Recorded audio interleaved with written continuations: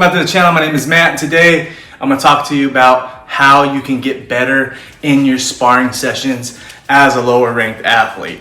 And it doesn't really come down to skill. I mean, skill is a huge part of it, but it's more of a mentality, more of a mindset. So this is kind of a PSA for the blue belts and maybe the lower level purple belts, just turned purple belts. This is what I believe this can help your game tremendously. I'm gonna show a couple videos and demos here coming up about like things you can do to help certain situations technically, but this is more of like a mindset video. So now as a white belt, you don't know anything that's happening. You're rolling, you're like, well, what did he get me in?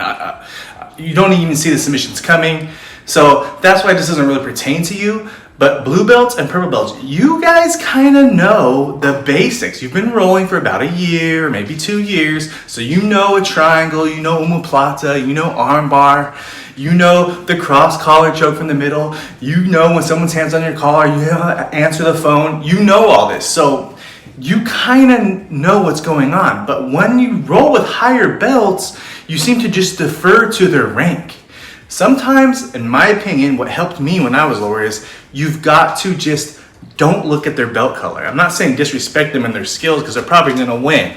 But if you just saw a guy and you didn't know what belt he was, you would roll a lot better with that guy. There's been a lot of times when I'm rolling with a lower belt and I get him in a sweep, he just goes over. He just goes over because he just assumes like he's swept. Find your dog. Fight. You guys all have dog. You guys know what's going on. Don't sub right away. Try to get out of submission. What helps me get out of submission sometimes when you're stuck in a position and you're at in a lower belt, try to get outside your body. I try to like imagine I'm watching a UFC or I'm watching a video game. What does the position look like from a bird's eye view? That can kind of help you get out of a tough position sometimes.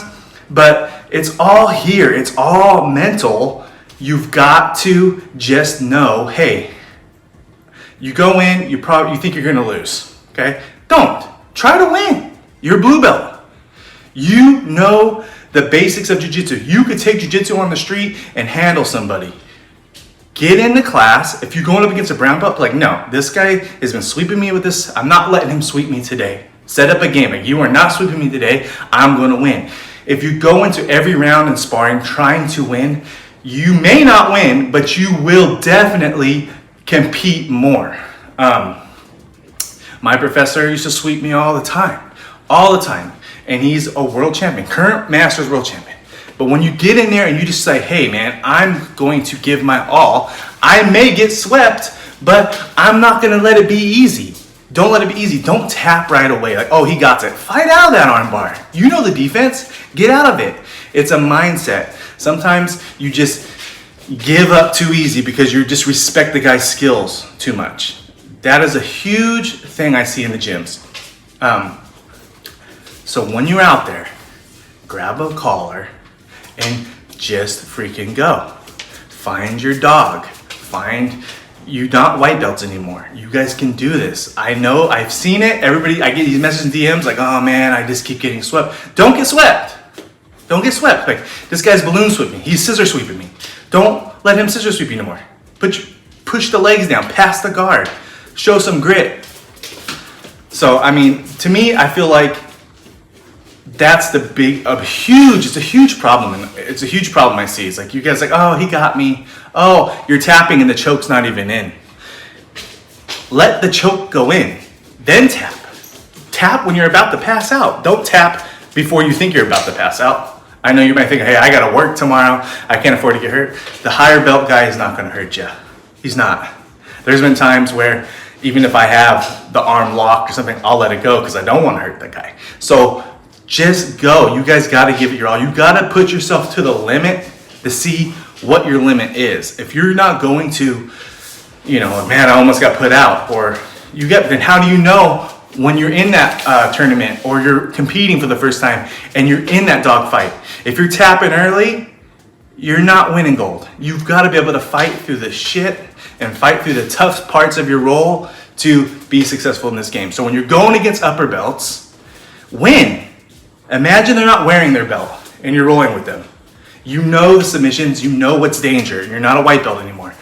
When you don't notice the danger and you know what it is, it's a huge difference in your game. So if you don't know what it is, you're gonna get caught in stuff you don't know. But now that you know, imagine that guy is the same level belt as you.